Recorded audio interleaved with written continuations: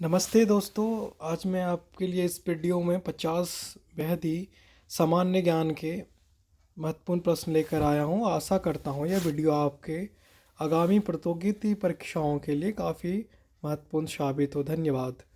तो आइए देखते हैं।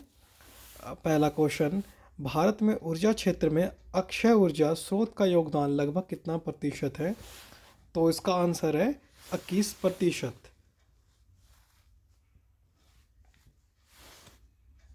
दूसरा क्वेश्चन है, चैलेंजर गर्त का संबंध किस महासागर से है?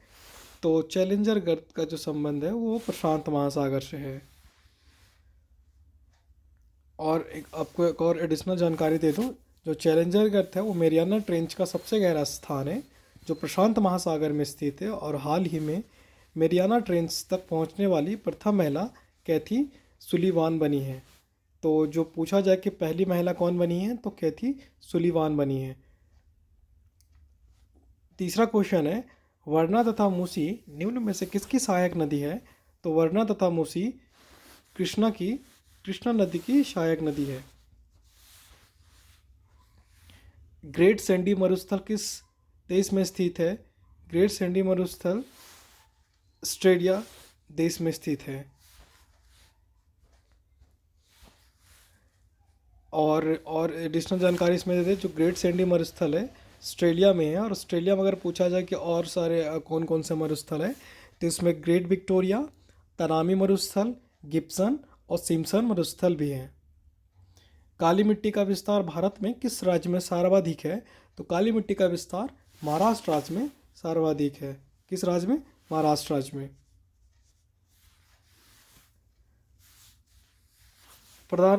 भारत के प्रधानमंत्री को क्या किया जाता है? चयनित होते हैं कि निर्वाचित होते हैं कि मनोनीत होते हैं कि नियुक्ति होते हैं?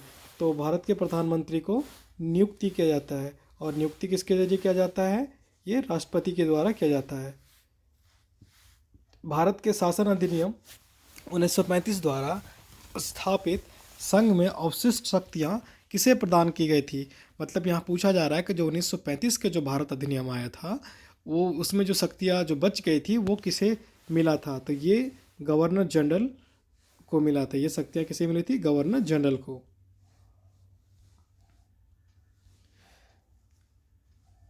जवाहरलाल नेहरू ने निम्न में से किस अधिनियम को गुलामी की दास्ता की संज्ञा दी?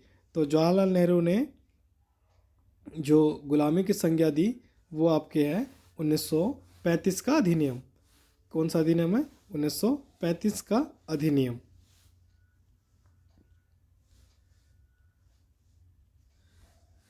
संविधान के निर्माण में गठित संविधान सभा का प्रतीक चिन्ह क्या था? तो जो प्रतीक चिन्ह था वो था हाथी। दिखाया कि भारतीय संविधान सभा का गठन 9 दिसंबर 1946 को किया गया था और इस संविधान सभा का प्रतीक चिन्ह हाथी था। कई एग्जाम में पूछ लिया जाता है कि संविधान सभा का गठन कब किया गया था, तो याद रखिएगा 9 दिसंबर 1946 को। संविधान के किस भाग में संबंध केंद्र शासित प्रदेशों के प्रशासन है? तो किस भाग में है? तो ये आपके 8वें भाग में इसका वर्णन किया गया है। कौन से भाग में? 8वें भाग में। वन्य जीव का संरक्षण निम्न में किसके अंतर्गत आता है? तो वन्य जीव का संरक्षण जो आता है वो मौलिक कर्तव्य के भी आता है और राज्य के नीति निर्देशक तत्व में भी आता है। अगर पूछा जाए आर्टिकल में, तो जिसका उल्लेख संविधान के 51वां आर्टिकल में, मतलब 51 आर्टिकल में किया गया है। और जो वन्य जीव संरक्षण अधिनियम है 1972 के तहत होता है। कौन सा, किसके तहत होता है? 1972 के तहत होता है। राष्ट्रपति, भारत के किस राष्ट्रपति को दार्शनिक राजा कहा जाता था? तो डॉक्टर एस राधाकृष्णन को दार्शनिक राजा के रूप में जाना जाता था, डॉक्टर एस राधाकृष्णन को। और ये पहले उपराष्ट्रपति थे तथा हमारे भारत के द्वितीय राष्ट्रपति बने। भारतीय संविधान के किस अनुच्छेद में पंचायती राज संस्थान का प्रावधान है? तो भारत के आर्टिकल 40 के तहत पंचायती राज का प्रावधान किया गया है। किसके तहत? आर्टिकल 40 के तहत। और भाग पूछा जाए तो ये 4 है। और ये अगर विचार किसके विचारों के तहत भाग में संविधान में रखा गया है, तो ये थे महात्मा गांधी के विचार के तहत।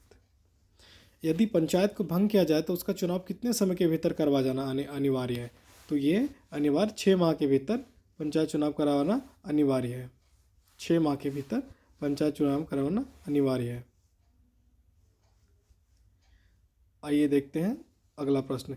किस समिति ने भारत को में लोकपाल नियुक्ति का सुझाव दिया था? तो जो प्रशासनिक सुधार आयोग था वो भारत में लोकपाल नियुक्ति को सुझाव दिया था। और ये कब हुआ था? 5 जनवरी 1966 की अध्यक्षता में। किसके? मोरारजी देसाई की अध्यक्षता में। पन्नालाल घोष का संबंध किस वाद्य यंत्र से था? वाद्य यंत्र से है। तो पन्नालाल का संबंध बांसुरी वाद्य यंत्र से है। किससे है? बांसुरी वाद्य यंत्र से है। विश्व रेड क्रॉस दिवस कब मनाया जाता है? तो विश्व रेड क्रॉस दिवस 8 मई को मनाया जाता है। कब मनाया जाता है? 8 मई को मनाया जाता है। संयुक्त राष्ट्र संघ किस अंग को दुनिया का पुलिसमैन कहा जाता है? संयुक्त राष्ट्र संघ के किस अंग को दुनिया का पुलिसमैन कहा जाता है? तो यह है सुरक्षा परिषद। सुरक्षा परिषद को संयुक्त राष्ट्र संघ के पुलिसमैन कहा जाता है। मैगस्थनीज ने भारतीय समाज को कितने भागों में विभाजित किया? तो मैगस्थनीज ने भारतीय समाज को 7 भागों में विभाजित किया। कितने भागों में? 7 भागों में विभाजित किया। जो पहला, आइए देख लेते हैं कौन कौन से थे। दार्शनिक, अहीर, सैनिक, किसान, कारीगर, निरीक्षक और सभासद। स्वामी विवेकानंद द्वारा बेलूर मठ की स्थापना कब की गई थी? तो स्वामी विवेकानंद के द्वारा बेलूर मठ की स्थापना 1897 ईस्वी में की गई थी। तो आइए देख लेते हैं बेलूर मठ की स्थापना के बारे में क्या क्या लिखा हुआ है। स्वामी विवेकानंद ने 1897 में बेलूर मठ की स्थापना की थी। 1896 में रामकृष्ण मिशन की स्थापना की थी। और इनके कुछ और संस्थापक के नाम है, जैसे आत्मीय सभा का स्थापना राजा राम मोहन राय ने किया था। वेद समाज का स्थापना केशव चंद्र सेन ने किया था। शारदा सदन का स्थापना रमाबाई ने की थी। और विश्व भारती की स्थापना रविंद्रनाथ टैगोर ने की थी। तो याद रखिए बेलूर मठ की स्थापना 1897 में। किस गवर्नर जनरल के कार्यकाल के दौरान नेटिव मैरिज एक्ट को पारित किया गया था? तो नेटिव मैरिज एक्ट पारित किया गया था और लॉर्ड नॉर्थ ब्रुक के शासनकाल में किया गया था। ठीक है, लॉर्ड नॉर्थ ब्रुक के शासनकाल में किया गया था। और अगर समय काल पूछा जाए तो 1872 ईस्वी। मैं एक क्रांतिकारी के रूप में कार्य करता हूँ, यह कथन किसका है? तो मैं एक क्रांतिकारी के रूप में कार्य करता हूँ, यह कथन जवाहरलाल नेहरू का है। विजयनगर साम्राज्य के शासन करने वाले शासकों का कर्म समझाएं। तो विजयनगर शासनकाल में करने वाले कर्म है संगम, सुलभ, तुल और आरवीडू। याद रखिएगा, यस और ये, यस और लास्ट में ये, मतलब S for Sangam, A for Aravidu. और विजयनगर साम्राज्य के बारे में थोड़ा सा हम लोग जानकारी देख लेते हैं। विजयनगर साम्राज्य की स्थापना 1336 में हरिहर एवं बुक्का नामक 2 भाइयों ने की थी। इस समाज पर शासन करने वाले शासकों का कर्म संगम, सुलभ, तुलुभ और आरवीडू है।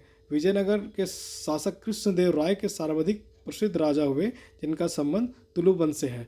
पूछा जाता है कि सबसे सर्वाधिक प्रसिद्ध राजा कौन से थे? तो याद रखिए कृष्णदेव राय, और इनका संबंध तुलु वंश से था।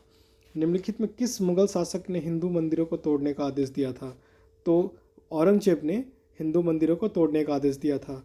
मुगल शासक औरंगजेब ने सर्वप्रथम हिंदू मंदिरों को तोड़ने का आदेश 1669 ईस्वी को दिया था। और औरंगजेब को जिंदा पीर भी कहा जाता है। निम्नलिखित विद्रोह में तथा प्रभावित क्षेत्रों किसका मिलान सही नहीं है?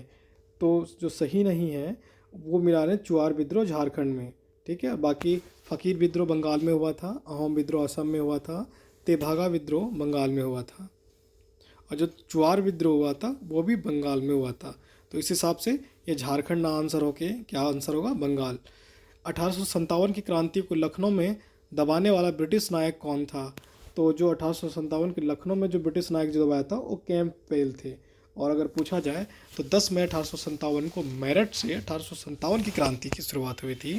और लखनऊ में इस क्रांति का नेतृत्व बेगम हजरत महल ने किया था, जबकि इस विद्रोह को लखनऊ में दबाने वाला अंग्रेजी नायक कैंपबेल था।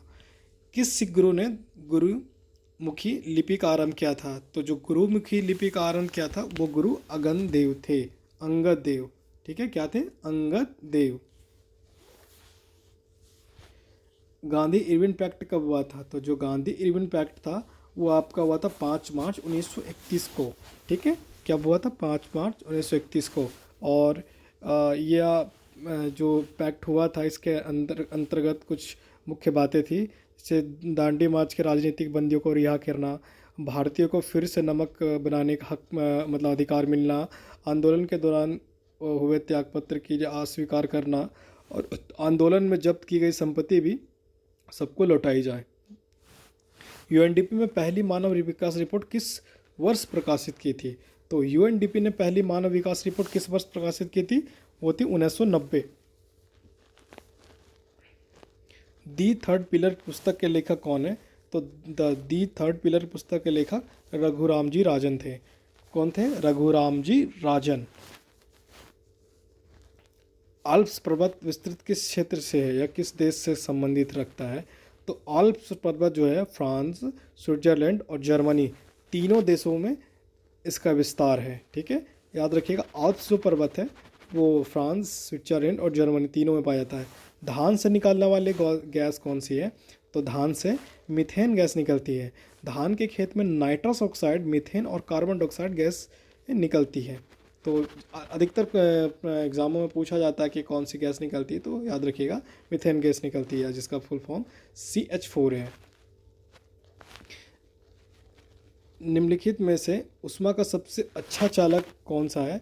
तो निम्नलिखित में सबसे अच्छा चालक आपका है पारा, जो ऊष्मा का सबसे अच्छा चालक है। और अन्य सुचालकों धातुओं तथा तांबा, एल्युमिनियम आदि, सोना आदि, जिसके अगर इसमें बताया गया है कि जो अन्य चालक है उसमें सुचालक है, उसमें धातु, तांबा, एल्युमिनियम, सोना, चांदी भी है। सूर्य की ऊर्जा उत्पन्न होती है। सूर्य की ऊर्जा जो उत्पन्न होती है वो नाभिकीय संलयन द्वारा होती है। जो सूर्य की ऊर्जा उत्पन्न होती है वो किसके द्वारा होती है? नाभिकीय संलयन के द्वारा होती है। और हाइड्रोजन कितना % है सूर्य की ऊर्जा में? 71%। और हीलियम 26%। दूध उदाहरण है, तो दूध किसका उदाहरण है? पायस का दूध उदाहरण है। दूध पायस का उदाहरण। पायस इमल्सन, दो या अधिक अमिश्रणीय तरल पदार्थों पर बना एक मिश्रण होता है। ठीक है, तो याद रखिएगा दूध उदाहरण है पायस का। एक्वा वरेजिया निम्नलिखित में किसे मिलाकर बनाया जाता है? एक्वा वरेजिया किसे मिलाकर बनाया जाता है? ये साइंस के क्वेश्चन है, तो हो सकता है कई लोग को इसमें प्रॉब्लम होती हो, तो साइंस आप बार बार रिवीजन करिए तभी, और बाकी थोड़ी बहुत आप लूसेंट वगैरह पढ़ते रहिए तभी साइंस में पकड़ बन पाएगी। धन्यवाद। तो इसमें एक्वा रेजिया जो है वो दो तत्व से मिलकर बना हुआ है, HCl और HNO3, हाइड्रोक्लोरिक अम्ल और नाइट्रिक एसिड से। शक्ति का मात्रक क्या है? तो जो शक्ति का मात्रक है वो वाट है। ठीक है, क्या है शक्ति का मात्रक? शक्ति का मात्रक वाट है। बल का व्यंजक न्यूटन किस गति नियम से प्राप्त होता है?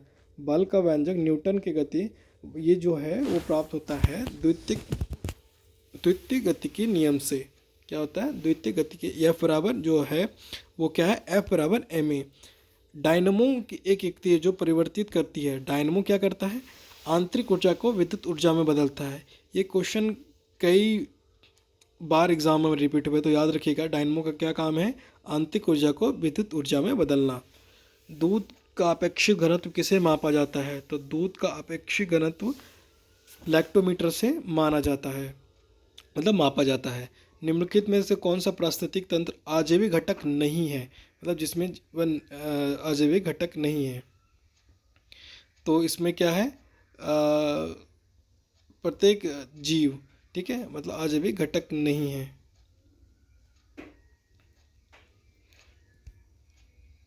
निम्नलिखित में से कौन सही कथन नहीं है? तो जो सही कथन नहीं है वो पपीते के पीले रंग का कारण सोलोलिन है। और बाकी जो पपीते का जो पीला रंग होता है वो कैरोटीन के प्रचुर मात्रा के कारण होता है, और पपीता में विटामिन ए की मात्रा प्रचुर रूप से पाई जाती है। और इसमें और कई क्वेश्चन भी बन जाएंगे आपके, जैसे टमाटर लाल रंग का कारण क्या है? तो लाइकोपीन होते हैं।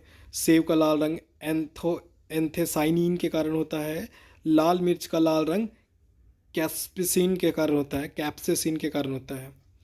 निम्न में से कौन सा रंग कण रक्त में नहीं पाया जाता है? लिख रहा है कि निम्न में से कौन सा कण रक्त में नहीं पाया जाता है?